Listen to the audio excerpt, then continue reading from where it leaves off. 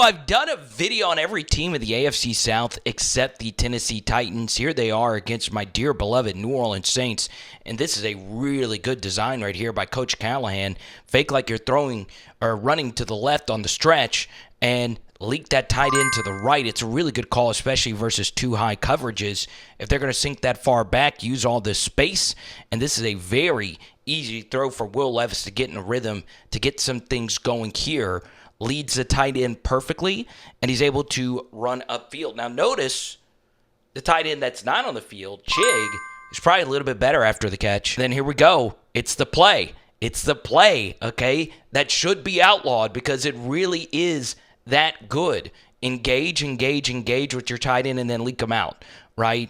And, man, they really, before we show you the actual throw, they really showed a good run action to the left, counter GT to the left, split zoning the tight end. So you are really keying that this is a run to the left, and then you immediately throw it back right to the tight end.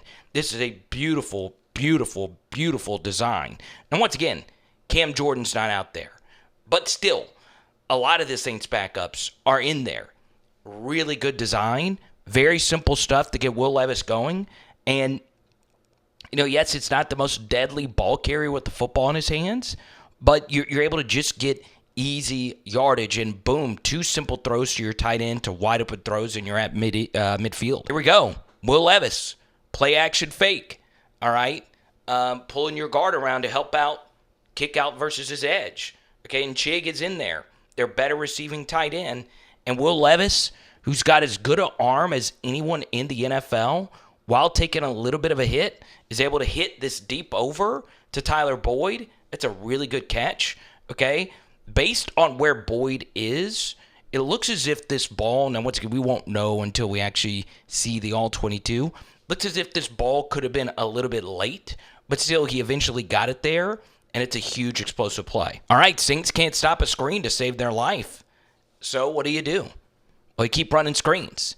And why not screen it to a backfield that has two really good pass catchers in Tony Pollard and Tyjae Spears, who's actually a better pass catcher than Pollard, who they paid a good deal of money. What was it, $24 million over 3 years or something like that?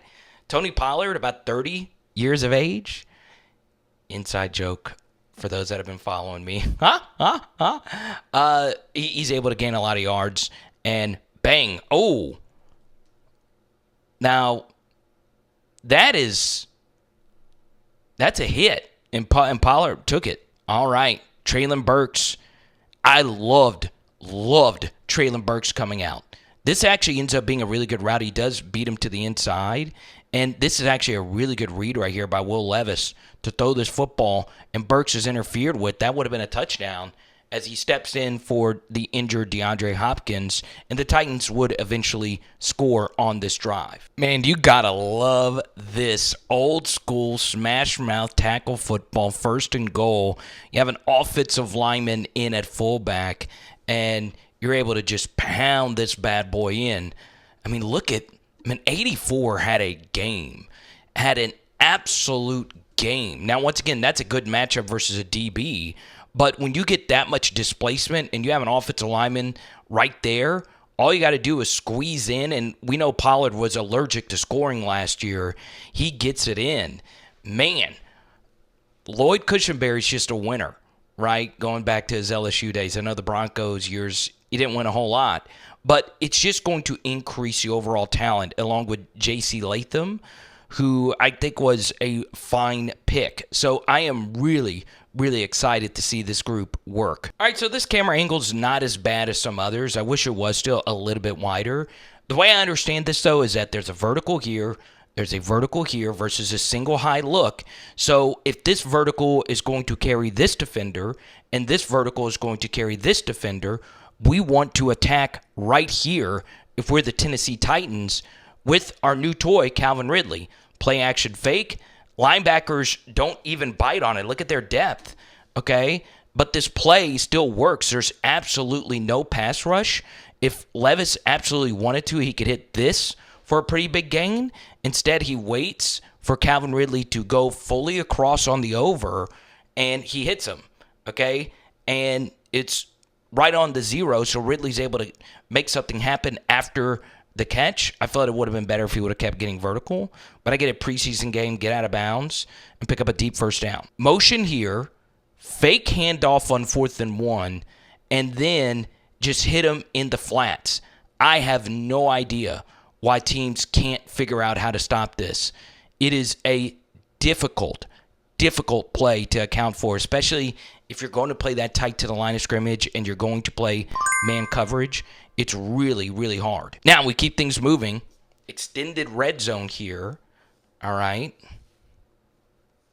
Give Will Levis, Lloyd Cushenberry, new center, one of the best centers in the NFL, the highest paid center in NFL history. Let's see what old Will Levis does here. Okay. Yeah, I mean, you're just going to get cooked by Calvin Ridley. If, I prefer Calvin Ridley in the slot, but if you're going to play off of him and just let him run slants all day, well, guess what? That's what they're going to do. Calvin Ridley, one of the better route runners you will find. That's a really good ball location right there by Will Levis to give Ridley some momentum going downfield on the 2nd and 15 to make it a manageable third. So this wasn't a good decision right here by Will Levis. This ball to Calvin Ridley is just never going to be there just based on the alignment of the defenders, okay? This is just a win for the defense.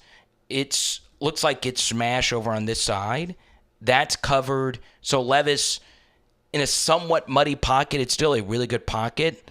Sometimes you just have to hit this and just move on, but he decides to go for it all. He says, F it, it's preseason. And Calvin Ridley decides to go for the ridiculous one-handed snag. That would have been Beckham level, but he wasn't able to bring it in. Now, how do I feel about Will Levis? Well, I like this Titans offense. Like I said about Carolina, I've actually drafted a decent amount of their offensive players. I've taken quite a bit of Calvin Ridley, and I still think, and I really do believe this, DeAndre Hopkins has juice left in the tank. Nuke is not done.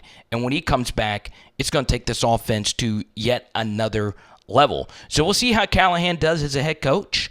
But in the grand scheme of the AFC South, man, I look at this Titans roster. I don't think it's terrible by any means. Jeffrey Simmons is a really, really good player on the defense.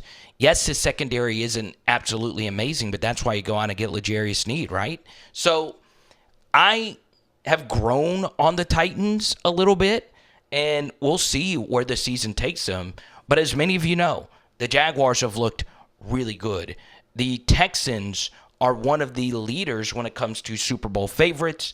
So the Colts probably have the best play caller in the division and an absolutely fun offense to stop. So I'm looking forward to the AFC South. To me, it's my favorite division going into next year, and we'll see how it all plays out.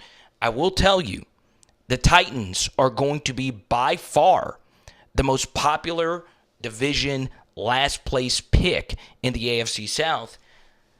Do you believe the Titans will finish last in the AFC South? Let me know. It is.